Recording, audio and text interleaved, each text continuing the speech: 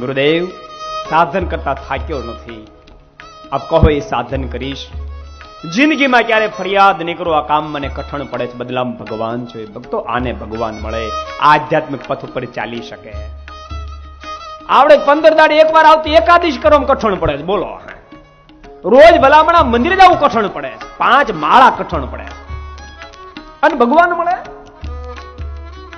ભગવાન કોને મળે? રામાયણ ખોલો, કેવા ઠેરાવ હોય ને ભગવાનની પ્રાપ્તિ થાય.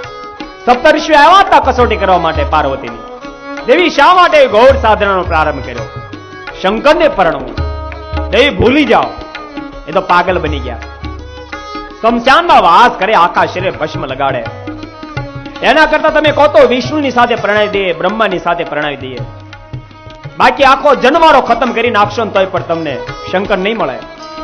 આટલા શબ્દ સાંભળતા પાર્વતીના મોઢામાં શબ્દ નીકળ્યા, સાંભળો સપ્તર્ષિઓ, તમે મને એમ કહી રહ્યા છો આખો જન્મો ખતમ કરી નાખશો જન્મારો તોય તમને શંકર નહીં મળે. પણ એક જન્મનો ઠેરાવ હોય તો ને. મારો એક જન્મનો ઠેરાવ નથી, કોટી જન્મ લગ રગડ હમારી. 1 2 3 5 લાખ 2 લાખ 5 લાખ 10 લાખ નહીં, કરોડો જન્મ લઈશ. જન્મ લઈ સાધના કરીશ, શંકર નહીં મળે, દેહ પાડી નાખીશ. પાછો જન્મ લઈશ, સાધના કરીશ, શંકર નહીં મળે, દેહને પાડી નાખીશ. એમ કરોડો જન્મ લઈશ, પણ વરું તો બસ શંકરને વરવું. અને આટલા શબ્દ સાંભળતા સપ્તર્ષિઓના મોઢામાં શબ્દ, શાબાશ દેવી શાબાશ, જાઓ, મારા તમને આશીર્વાદ છે, તમને વહેલા વહેલા શંકર મળશે, તમને વહેલા વહેલા શંકર મળશે.